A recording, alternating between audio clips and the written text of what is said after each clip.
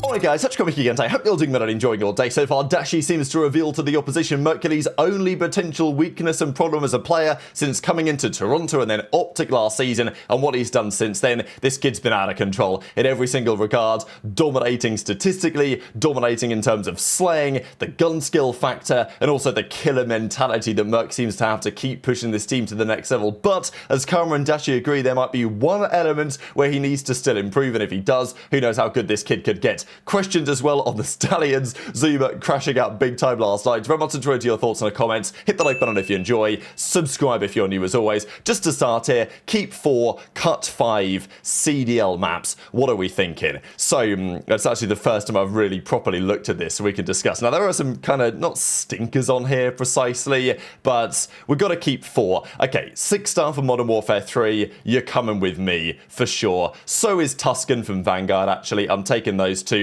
I'm not taking Vault. I'm not taking Berlin. I'm not taking Exposure. That's 3 gone for sure. I actually quite liked Gunrunner. I don't know. I think Gunrunner was the best map in Modern Warfare 19. Cold War Moscow, my hot take is I actually didn't like that map that much, but then again, it is probably better than some of these other ones. I mean, Hotel is considered quite highly for Modern Warfare 2, but like I still don't think I can take it. So I'm taking 6-star Tuscan. Do I go for ReeaL as well? And is that a better map than Moscow and Gunrunner? Probably, but I didn't find it quite as fun. So I'm actually just going to go full nostalgia here, and I'm going to go one from each of those games. Gunrunner, Moscow, Tuscan, 6-star. I'll just go for those first 4. Keep it simple. But yeah, I don't think that's a bad selection, actually. I think it's a reasonable selection. Gunrunner was okay. This is interesting. Straight smash, says Easy Mack. These are the numbers this season so far for kills in a map. And Afro had a record at 44, Drazah was at 43, Lurqxx at 43. These are the top numbers. But yes, Kremp now had that 54 bomb. I mean, he had a 41 bomb on Colossus as well, which is pretty outrageous. And then he had the 54 bomb the other day against the Ravens. So yeah, we'll see if that number gets beaten. It wasn't it early last season on Vault when Xnid broke the kill record in the 50s, and that pretty much stood. So we'll see if Kremp's number can get beaten on that one. But talking of a couple of scrims,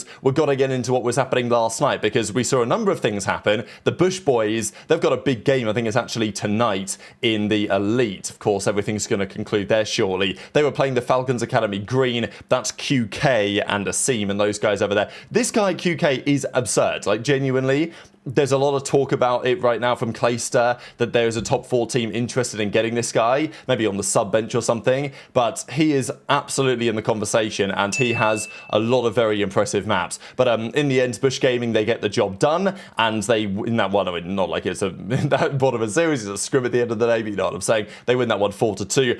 Omit then played the Stallions Black. Now, Paul ZooMaa, he's been crashing out big time. Lots of drama with the Stallions over the last few days. Stallions Black, they made it to the Elite, but then got slammed once they got there. Stallions Red, they failed to make it. It's, yeah, they're looking great. They played the Omit Brooklyn team, of course, Aluka, Brack, and those guys. And, yeah, they get kind of business handled against them, really. They did win the Scar, and they did win the Exposure Overload. But apart from that, most of the maps were relatively clean for the Omit Brooklyn boys. So, yeah, we'll see, of course, Aluka. Lots of questions remain around him right now. One of the big talking points, though, from these scrims was actually the Huntsmen and how they're getting on. And honestly, more so, who is the player on Huntsmen to watch? Because I think, arguably, it could be all of them. They've made major improvements recently. Neum was the one for the first few weeks of this game getting the most attention. I still think for good reason. I rate Neum pretty highly. Very solid AR, makes good decisions, hits good shots. You know, he could be valuable in a team like Thieves, right? That's obviously been talked about recently. But over the last couple of weeks or so, I think there's attention going elsewhere. Certainly to Raspy. I mean, this guy had a phenomenal map on the Den. I'll show a clip of it in a second. He just completely took over at the end of the map here. Went 45 and 21. Kips has also had a lot of highlights. I think Renegade's made a lot of progress.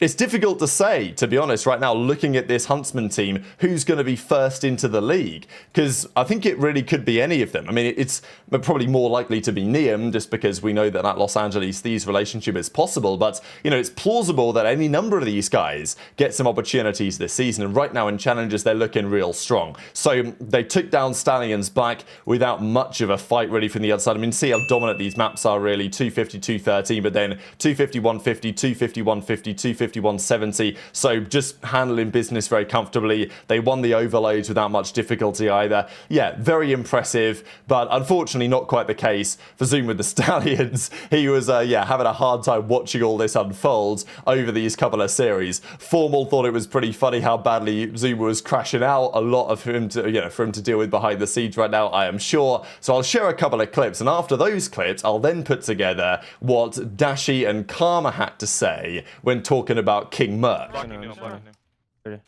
about to shot front new, okay? This next wave of kills is huge. Just take it off. You have the whole back. Nobody can push the roll. Nobody can push the roll. You have all in mid. Nothing front, nothing front, Yo, guys. hit the back door, hit the back door. Nothing front, guys. The back dead. Or in the back. Nothing Give me in the front. back. Good play, Rispy. Nothing mid. Good. Oh my god, he's 41 and 21. Yeah, in the back, in the back. We're in the back. Matt, this kid's 42 and 21. Nice. You got me front, guys. Come in front. Yeah, and he also just got 3 kills. And he's, yeah, he just wants the game as well. I hope. Let's not drink. Oh my god! Holy Oh my god!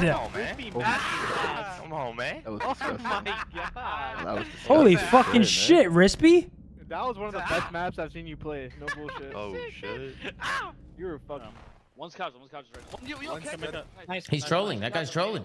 I'm looking for him. Let's go. We're out. This guy, I'm He's in the back. Go, go, go, go, go, go! Backstairs weak Neum.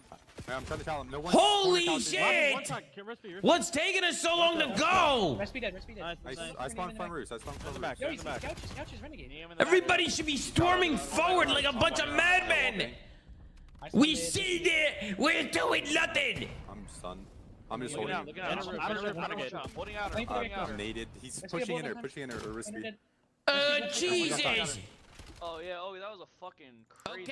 Okay, are you there? Okay, are you there? Oh my Is he god. not there? I don't think he's there. Where the fuck is he? Where the fuck did he go? Is he still in the So much pressure. Maybe he went to Better sit the fuck down. Alright, let me show you what this dumbass did. What the fuck is this on rotation? You to be hard kills. What the hell is this? What you're talking about. What the? I already know what you're talking about. Okay, so you here? I just got back. I was Alright, pushing. lock. You were Always got pissing, some. fucking piss in a bottle and lock in. Look at this, okay? Look at this. I'm looking. Right back. I'm getting my I food. said I scammed there. Yeah, you did. Again, I'm glad that you guys are recognizing when you scanned, but like this is the shit. And then guys, like he died. Right, this all collapsed. They got in there, right? Boom, they're in there now. They won the trades. We still got back in here. Like, look, we're in a fucking blender right now. Like, we could have went down, bro, 50-3, no bullshit. But we somehow, man, D-Real, fuck you, D-Real. I've been at that stage, D-Real. I've been at that stage. I've beaten the best. I've played with the best. I've been in those practice sessions with world champions, with world champs, the best of the best I ever do it. If you think we weren't rotating, you think in between maps, Clayster wasn't fucking talking about. You don't think Clayster was fucking telling me what to fucking do in the middle of the map? You don't think he was yelling and raging? You don't think fucking Dylan Thatcher? You don't think fucking Crim6 was raging after maps, talking about shit?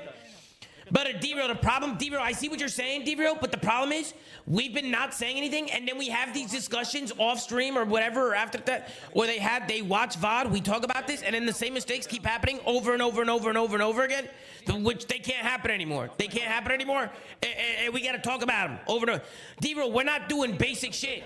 We're not doing the basics. If we're not rotating, that's a problem, D-Real. It's chalked. We have to rotate. I got cookie. You stared right at it. Solano standing with Gwinn. It is a perfect break by OpTic. Look at that util, Damon. For Mercules. I know you fuck with that. Bumpers. So good, I might have to get a beer. Yep, get him involved. Get the bumpers involved. Him surely better than Dead Last now, but Mercules ripped. 30 and 14. I mean, no one has any to his name. It's all gone. Helps get the dub here. I'm calling it ahead of time, folks, because that's the way. Perk. You think Perk has util? I'm not gonna lie. If Mason had God util, if Mason had God util, he'd legit be like, it'd actually be G8. That's Mason's Achilles heel. Yeah, I look, you gotta watch him, and dude, I don't even know if Park used him. Bro, remember the other day? Remember, I'm like, okay, never mind. But Mason's like, Mercules continues to with the troph, I'm like, we're good, bro. You know what, Perk, I got it, bro. That's why I got the util for us. That's the AR duo. Now setting up on the full See the bench to Perk make trophy. break, but it's gonna be tough. Gwinn entries with 2, and now OpTic are gonna have to. But I think that's why he's like, I think that's why he's always ripping. He's not even worried about bumpers. Maybe bumpers are over. Him and Ernie are the same. With bumpers, at least. Look at me, both my bumpers are gone. Look at that. Fans, to those of you listening at home, I am sorry. You throw the trophy down here too? Fuck yeah, I trophy here. Great shots had a big I get dated. that left flank. Everyone there for Vancouver Surge still holding on to time for 20 bullets reloading? Are you serious? Come on. I'm fucking 1 That's HP. only 5.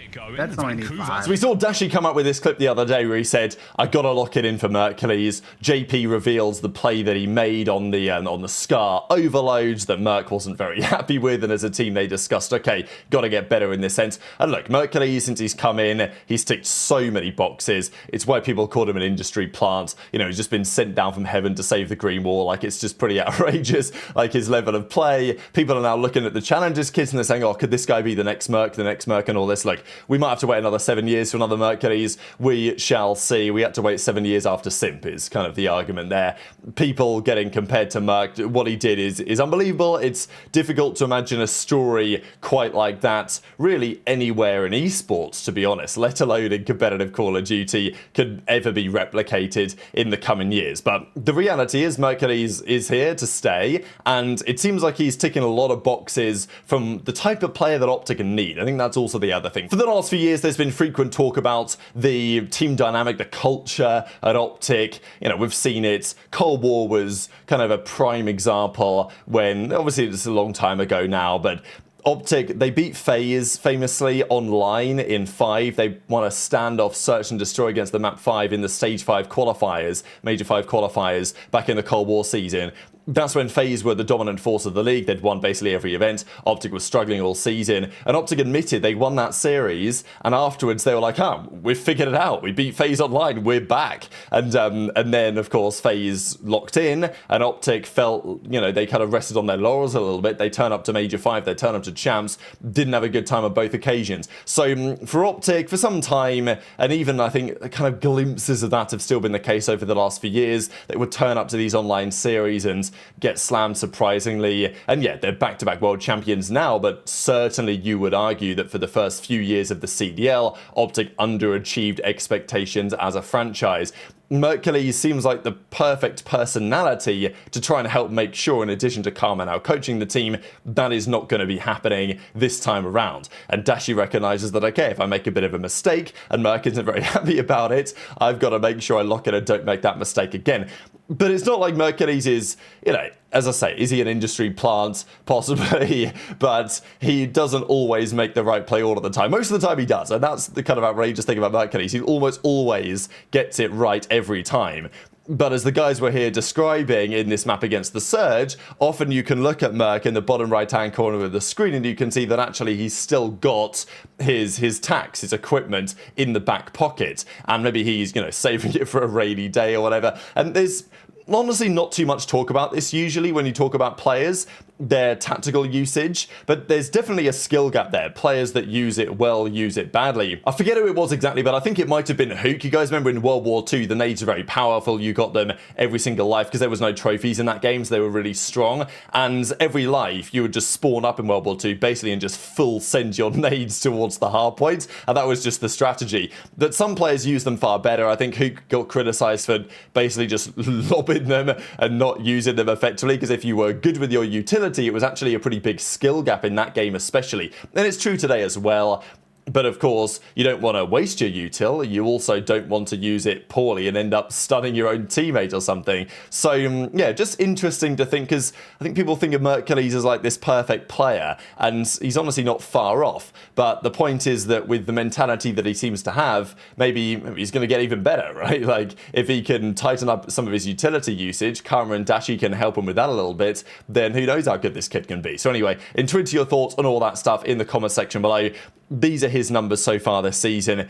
it ain't bad, you know, it's not bad. So Perk 30 continues to fry. Again, you look at some of his numbers, or well, if you look at maybe his cards or his event stats or whatever, and we can see most of his numbers on the screen here, and on the leaderboards, it's pretty absurd how high he is in pretty much every single regard. There's no tactical utility usage though on this list, which is maybe he would be slightly further down. But very much interested in your thoughts in the comments. Hit the like button if you enjoyed, subscribe if you're new, take care, and I'll see you next time.